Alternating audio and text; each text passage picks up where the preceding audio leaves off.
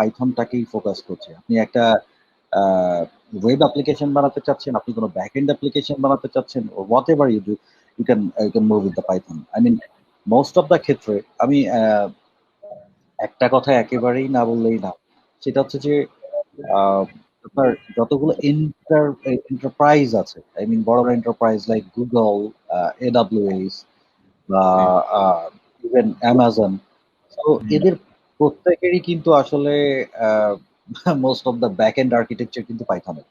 তো হ্যাঁ, এইটা এটা কিন্তু বিশাল একটা মানে এক্সাম্পল। ডেফিনেটলি হ্যাঁ ডেফিনেটলি এখানে অনেকগুলো পাইথন, যেমন পাইথনের স্ট্যান্ডার্ড লাইব্রেরি আসলে অনেকগুলো ইন্টারনেট প্রোটোকল সাপোর্ট করে, you know about it, like HTML, XML, JSON, email processing, or FTP IMAP, other internet protocol, socket interface. So এটা অনেক অনেক অনেক সুবিধা, আসলে এটা বলে শেষ করা যাবে না যে পাইথনে আসলে কি কি করা যায় বা কি করা পসিবল। এটা আসলে এরকম একটা সিঙ্গেল সেশনে এটা বলে শেষ করা আসলেই যাবে না। সো আমরা না হয় আস্তে আস্তে কোশ্চেন গুলোর দিকে যাই, সেটাই বেটার হবে। সো আচ্ছা first of all, why should I learn Python and how will I be benefited by learning Python? আমার মনে হয় যে আমি অলরেডি এতক্ষণ আপনি ধরে যে অলরেডি কথাগুলো বললাম, হ্যাঁ আপনি এই অলরেডি ব্যাপারটাতে আসলে হ্যাঁ, এটা অলরেডি আমি কভার করে ফেলেছি যে আসলে কেন আমাদের পাইথন শেখা উচিত। তারপর আমি আরেকটু বলি, সেটা হচ্ছে যে টেস্ট ড্রিভেন ডেভেলপমেন্ট, যেটাকে আমরা বলি টিডিডি অ্যাপ্রোচ। যারা ডেভেলপমেন্টের সাথে অলরেডি আছে, সো আমাদের ইনস্ট্রাক্টর যারা আছে, so they know about it যে আসলে টেস্ট ড্রিভেন ডেভেলপমেন্টটা কি। সো এইখানে পাইথন ইউজ করে খুব ইজিলি আমরা কোড করতে পারি, টেস্টিং করতে পারি সিমালটেনিয়াসলি। সো যেটাকে আমরা বলি হচ্ছে টিডিডি অ্যাপ্রোচ, মানে টেস্ট ড্রিভেন ডেভেলপমেন্ট অ্যাপ্রোচ। তো একটা কোড যখন আমরা লিখছি, একটা রিকোয়ার্ড কোনো একটা টেস্টিং এর জন্য, কোনো একটা ইউজ কেসের জন্য আমরা যখন লিখছি, তো লেখার পরে ওইটা যখন টেস্ট হচ্ছে, অ্যাট দ্য সেম টাইম আমরা আবার কোড লিখছি, ওইটা আবার টেস্ট হচ্ছে। সো দ্যাট ইজ যেটাকে আমরা টিডিডি অ্যাপ্রোচ বলি আসলে।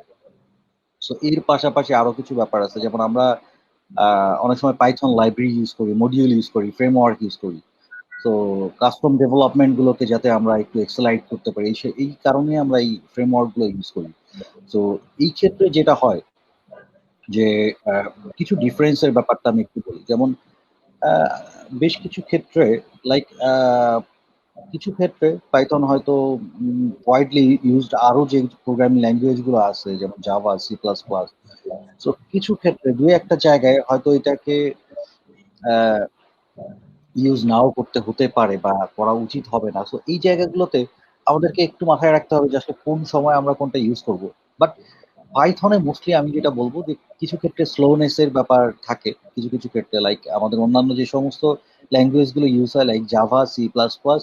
তো জাভা, C+ দিয়ে যে জিনিসগুলো আপনারা করতে পারবেন না, আপনারা পাইথন দিয়ে সেটা করতে পারবেন। প্লাস পাইথনের যেটা বললাম সবচেয়ে বড় সুবিধা যেটা, যে পাইথনে এত এত wide range of application global use হচ্ছে, যেটা একটু আগে শুরুতেই বললাম যে আপনার, আমি যদি গুগলে বলি, আমরা এডব্লিউএস এ কাজ করছি, মোস্টলি পাইথনে কাজ করছি এডব্লিউএস এর ব্যাক এন্ড ডেভেলপমেন্টে।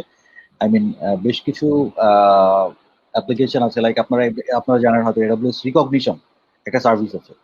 তো যেটা টোটালি হচ্ছে ব্যাক এন্ডটা করা হচ্ছে কমপ্লিটলি পাইথনে। তারপরে আপনার আরো কিছু ইয়ে আছে, আরো কিছু লাইক একটা আছে হচ্ছে ডিএমএস, যেটা হচ্ছে database migration, data and database মাইগ্রেশনের জন্য, ওইটাও টোটালি ব্যাকএন্ডটা হচ্ছে পাইথন। সো এরকম অনেকগুলো এইটা সার্ভিস আছে এখানে তো 150 plus AWS, right? So AWS, then Google বা অ্যাজুরের কথা যদি বলি আমরা, স্টারবাকসের যে অ্যাপ্লিকেশনটা, আইওটির যত অ্যাপ্লিকেশন হয়, আইওটির মোস্ট অফ দ্য অ্যাপ্লিকেশন গুলো বেশিরভাগই হচ্ছে ডেভেলপড ইন পাইথন। সো ওইটা একটা বড় একটা ব্যাপার। তো এখানে এমএল, যেটা মেশিন লার্নিং এর যত অ্যাপ্লিকেশন হয়, মেশিন লার্নিং এর অ্যাপ্লিকেশন গুলো সবগুলোই হচ্ছে বেশিরভাগই পাইথনে করা। So that is one of the major point.